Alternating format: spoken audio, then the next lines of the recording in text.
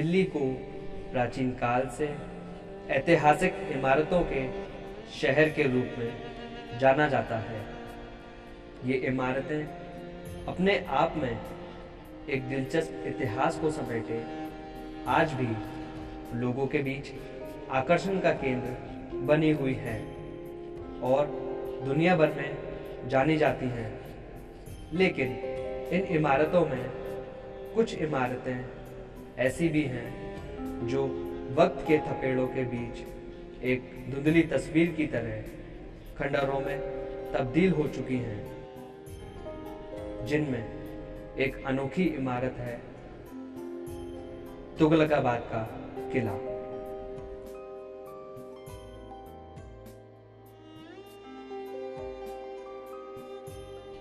दस से 15 मीटर ऊंची व मोटी दीवारों वाला यह किला दिल्ली के मेहरौली बदरपुर रोड पर 6.5 किलोमीटर के विस्तृत क्षेत्र में फैला हुआ है। तुगलकाबाद किले का निर्माण तुगलक राजवंश के राजा गयासुद्दीन तुगलक ने सन 1321 से 1325 के बीच करवाया था।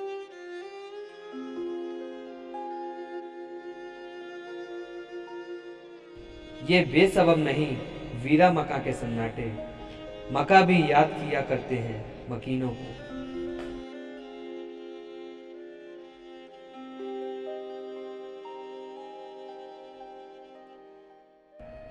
कहा जाता है कि गयासुद्दीन के जहन में किले की सोच तब विकसित हुई जब वह महज एक सिपाही हुआ करते थे और गाजी मलिक के नाम से जाने जाते थे।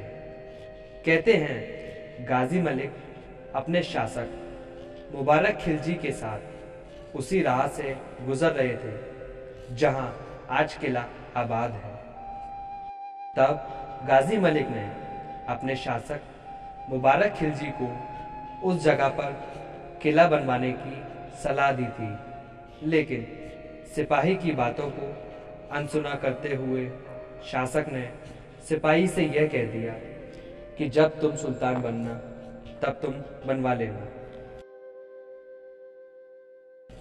तभी से किले की पहली नींव गाजी के दिल में उसी समय पड़ चुकी थी और उन्होंने अपने शासनकाल में किले को वास्तविक रूप दिया।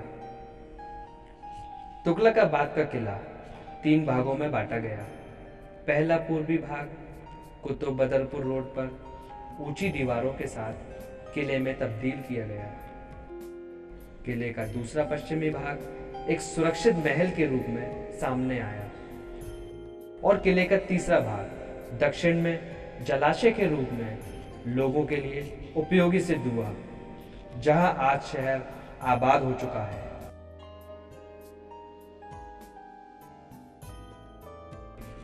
तुगलकाबाद के किले का निर्माण मंगोलों के आक्रमणों से जनता को बचाना था।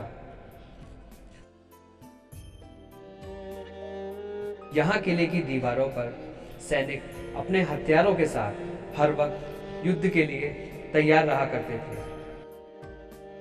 किले के पूर्वी शासकीय भाग के बीच यहाँ बड़ा टीला बिजाई मंडल के नाम से जाना जाता है, जहाँ से राजा युद्ध संबंधी निर्देश दिया करते थे। बिजाई मंडल के सामने यहाँ सेनापति बैठकर राजा को युद्ध संबंधी सारी जानकारियां दिया करते थे। इस शासकीय जगह पर यहाँ 32 दुकानें हुआ करती थी। लोगों की पानी की समस्या को दूर करने के लिए राजा ने किले में 7 बड़े और गहरे जलाशयों का निर्माण करवाया था, जिसमें बारिश का पानी इकट्ठा किया जाता था।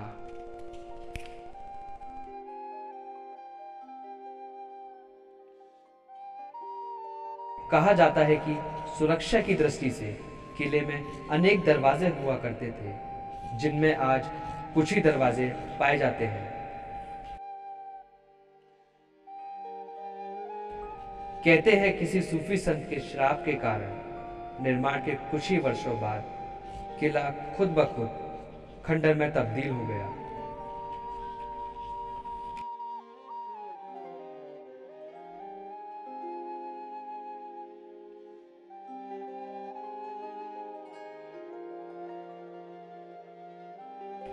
सन 1324 में बंगाल पर विजय के बाद गयासुद्दीन तुगलक की एक हादसे में मृत्यु हो गई, जिसका कारण बना उसका अपना ही बेटा मोहम्मद बिन तुगलक।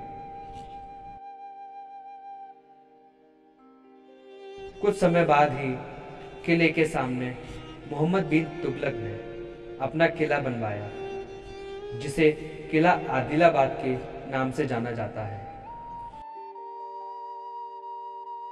तुगलकाबाद किले के मुख्य द्वार के ठीक सामने, जिसकी शानदार प्राचीन बनावट आज भी लोगों को अपनी ओर आकर्षित करती है।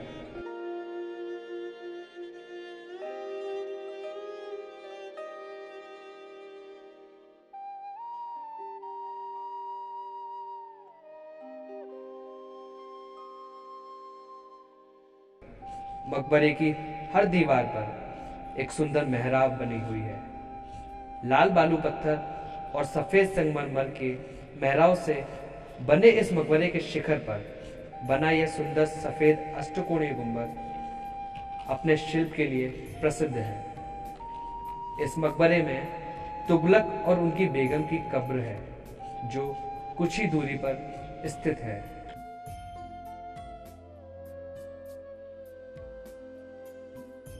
यहाँ से आगे जाकर 3 दरवाजे और हैं, जिसमें पहला किले की ओर जाता है, दूसरा तुगलक की कब्र की ओर और तीसरा दरवाजा उनकी बेगम की कब्र की ओर जाता है।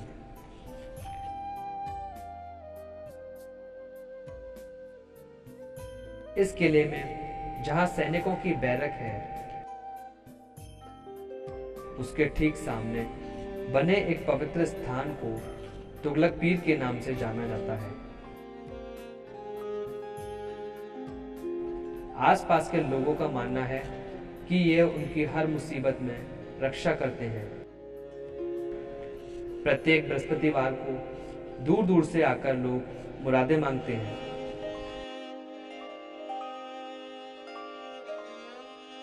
हम फकीरों से जो चाहे दुआ ले जाए, फिर खुदा जाने कहां हमको हवा ले जाए।